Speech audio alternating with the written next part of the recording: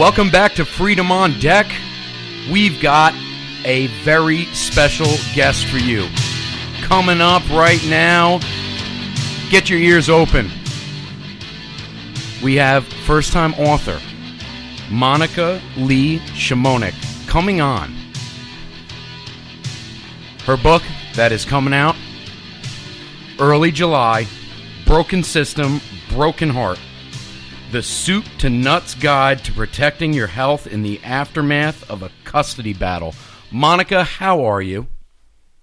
Good, thank you. Thank you for having me on. Well, thank you for coming on. This book, I have to tell you, I found out about the book because of Dan Carter, and I know you know him. And it's very interesting to see the cover with the shattered heart. Tell me something about that cover.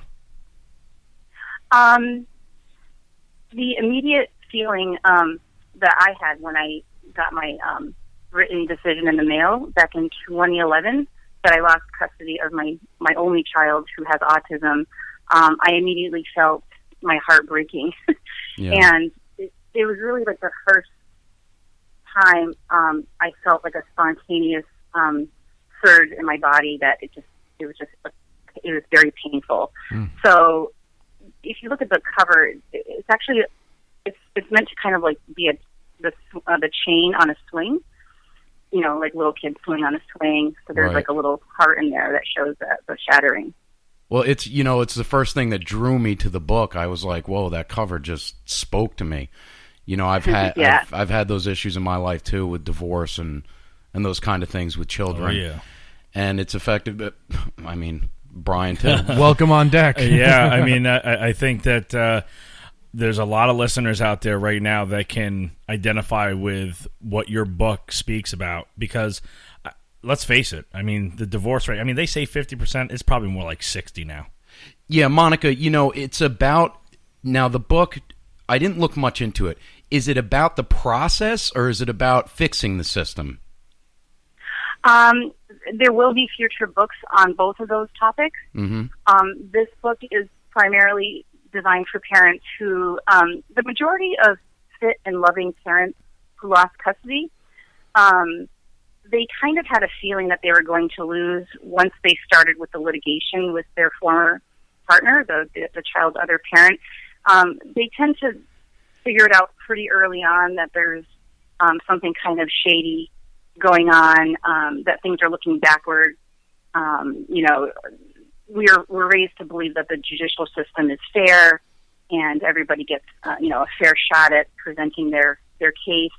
But generally the parents figure out early on that things aren't going correctly.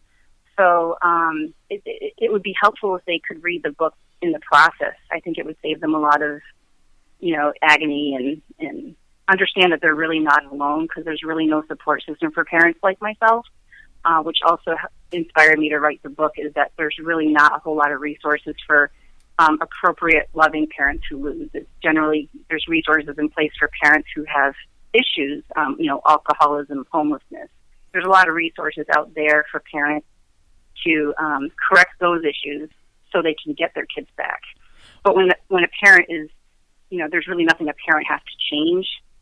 They're just guilty of not being properly connected with the system, so they don't know what to do.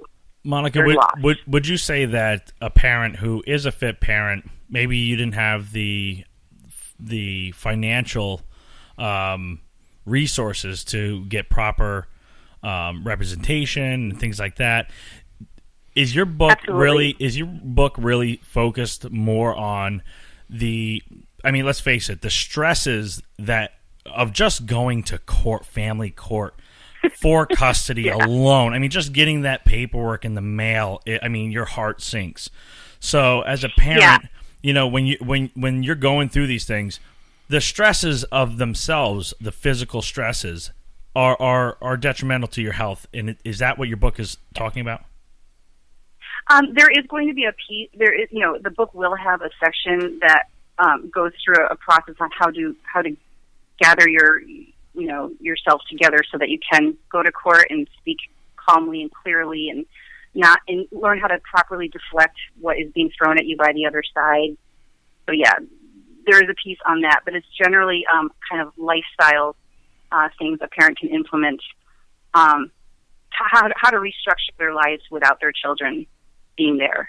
That's really the root of the book. Monica, one thing I was wondering, is there anything in the book that addresses the devastation that's brought on to the children? Because it's always the children that suffer the most, isn't it? Yeah, absolutely. And I do have another book in my head about that because, interestingly, I was also a child of the broken divorce system. So in the 80s, I was separated from my father. And it's culturally acceptable, not that it's right and not that this makes it easier for gentlemen, but it's become culturally accepted that fathers simply will just lose custody. Whether they're good parents or not, they're just going to be weekend dads. So there was a separation for me and my father during my formative years. And I would like to write a book on that, but I chose to leave the child aspect out of this particular book. This is more parent-centered. Okay. Well, from one of your features, and you were just talking about it, with the reclaiming identity as a parent now with a split, let's say custody battle goes on, sole custody goes into, let's say, the mother or the father. And there's a time where, the other parent who does not have any custody doesn't get to see their child until something's worked out in the courts. And it's saying that regaining it no matter how infrequently you see your children. Now, could you dive into that a little bit and how you explain that? Yeah, one of the hardest things to do is what do you do with your time when you're not with your child every single day? My son has autism. He was 3 when all this started and when the separation took place.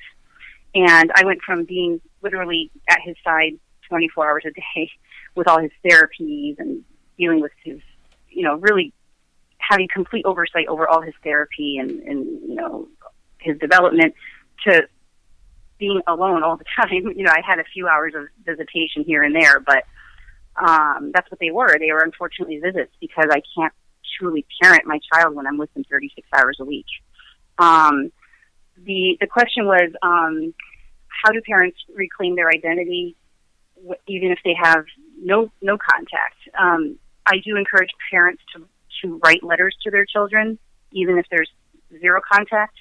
I encourage parents to reach out to legislators, which I look at as a form of parenting. Even if you're not with your child, you're doing parental roles by encouraging legislators to have more oversight of the broken family court system. Living your life as a parent, so always keep a bedroom in your house for your child, even if you haven't seen your child in 5 years. Things of that nature. Keep your lifestyle as if you are a parent. Yeah, being prepared. Don't leave the country. Yeah, like being prepared for if and when. And it also gives you, I guess it gives the parents a lot of hope for the future. Yes. That things will change. Yes. I encourage parents not to create a bachelor pad where if they get their child back, the child will be on a sofa bed. Keep the bedroom. Keep the hope alive. And also keep in contact with doctors and teachers because legally any parent has the right to speak with a teacher or a doctor at any time unless they have been proven in court that they are unfit. Monica, and that's not what this book is for. Sorry, Monica, I didn't mean to cut into you, but one of the things I thought about with the book, I would encourage any young parents out there. Definitely. And this is just from my personal experience. Actually, my eldest boy, Brandon, is sitting in on the show right now, and me and his mother were married and divorced, and we went through a lot. And he's sitting here with me right now. He doesn't want to say hello, but the thing is, I was so young when I had Brandon. I was 20 years old. And don't you have to be prepared for that? You think that's a good idea for young parents, whether it's, planned, not planned, what have you? Isn't it a good idea to have something like that? It's kind of like a self-help book, in a way. It's the way I read it. All parents, whether you're a phenomenal parent, whether you're a parent who's struggling with, being a good parent, every parent has to know that the system has changed drastically in about the last 8 years or so. There is no longer, in many states, there's no longer presumption that custody go to mom. Moms are not bulletproof anymore like we used to be.